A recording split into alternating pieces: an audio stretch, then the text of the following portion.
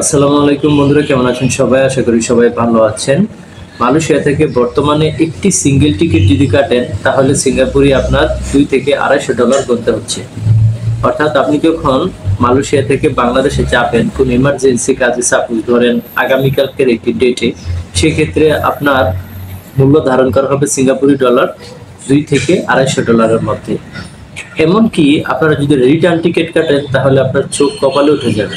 মানে আপনারা যখন মালয়েশিয়া থেকে বাংলাদেশের রিটার্ন টিকিট কাটবেন, সাপোজ আপনি আগামীকালকে বাংলাদেশে যাবেন, 2 দিন থাকবেন, 3 দিন থাকবেন, আবার রিটার্ন আসবেন, সেক্ষেত্রে আপনার বিমান ভিত্তিক মিনিমাম আপনার $700 থেকে $800 বা তারও বেশি পড়তে পারে।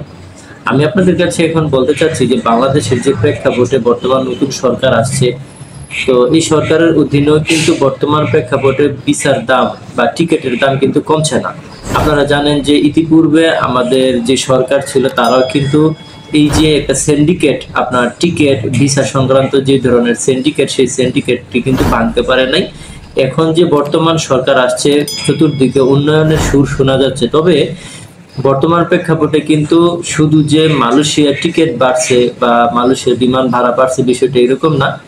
প্রায় প্রত্যেকটি দেশের কিন্তু বিমান ভাড়া একদম একেবারে উচ্চ লেভেলে চলে গেছে। যে বিষয়টা আমি আপনাদেরকে বলছি, আমি তো এখন বর্তমানে সিঙ্গাপুরে আছি। এখন আমাদের একটি রিটার্ন টিকিট কাটতে কমসে কম $700 থেকে $800 প্রয়োজন। সেম আপনারা জানেন যে সিঙ্গাপুরের পার্শ্ববর্তী এলাকা হচ্ছে মালয়েশিয়া, তো সেখান থেকে যখন আপনারা রিটার্ন টিকিট কাটবেন কমসে কম 800 বা তারও বেশি লাগে বর্তমান প্রেক্ষাপটে। আপনারা হয়তো দেখতে পাচ্ছেন স্ক্রিনে। তো এই যে একটা সিন্ডিকেট, সেই সিন্ডিকেটটি কিন্তু মালয়েশিয়ার প্রবাসী যারা আছেন তারা কিন্তু অবশ্যই এই বিষয়টা নিয়ে অনেক চিন্তা ভাবনা করছে যে কিভাবে এটা কমানো যায়। এই বিষয়ে কিন্তু একটি সংবাদ সম্মেলন হয়েছিলেন, সেখানে অনেক ধরনের কথাবার্তা এবং সাক্ষাৎকার দিয়েছিলেন।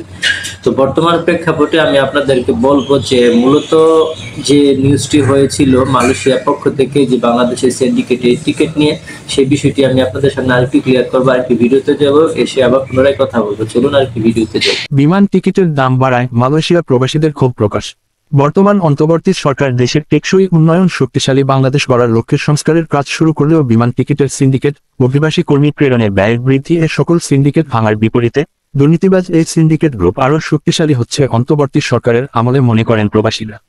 প্রবাসীদের উপর এমন অন্যায় চাপিয়ে দেওয়ার প্রতিবাদে রবিবার 9 ফেব্রুয়ারি মালয়েশিয়ার রাজধানী কুয়ালালামপুরে একটি অভিজাত রেস্টুরেন্টের সংবাদ সম্মেলনের আয়োজন করেন প্রবাসী অধিকার পরিষদের মালয়েশিয়া শাখার মহানগর কমিটি।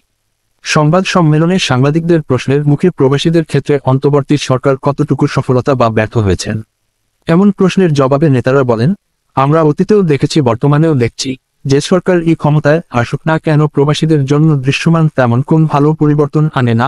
অন্তর্বর্তী সরকার প্রধান উপদেষ্টা তিনিও একজন প্রবাসী, তাই প্রবাসীদের চাওয়া পাওয়া পূরণে তিনি দক্ষতার পরিচয় দেবেন বলে প্রত্যাশা করেন বক্তারা। এতে সভাপতিত্ব ও প্রেস বিজ্ঞপ্তি পড়ে শোনান মোহাম্মদ আল আমিন, সাধারণ সম্পাদক কুয়ালালামপুর মহানগর। সংবাদ সম্মেলন পরিচালনা করেন মামুন মিয়া, সহসভাপতি কুয়ালালামপুর মহানগর। যৌক্তিক দাবি তুলে ধরেন সংগঠনের আব্দুল আওয়াল সহ সাধারণ সম্পাদক কুয়ালালামপুর মহানগর। সংবাদ সম্মেলনে উপস্থিত ছিলেন শাহজাহান মিকু, সভাপতি মালয়েশিয়া কার্যনির্বাহী কমিটি, আমির হোসেন সিনিয়র সহ সভাপতি মালয়েশিয়া কার্যনির্বাহী, HM হাসান সাধারণ সম্পাদক মালয়েশিয়া কার্যনির্বাহী। এতে আরও উপস্থিত ছিলেন আশিকুর রহমান, আল শাহরিয়ার, মারুফ সহ অনেকেই।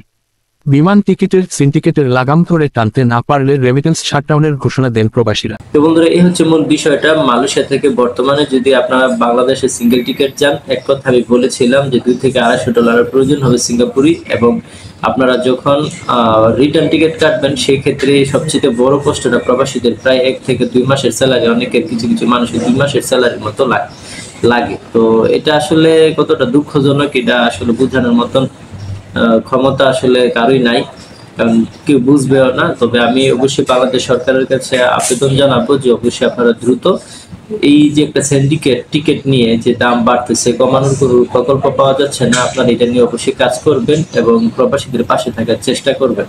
আশা করি সবাই ভালো থাকবেন। আর ভিডিওটি ভালো লাগলে লাইক করবেন, শেয়ার করবেন, চ্যানেলটিকে সাবস্ক্রাইব করবেন।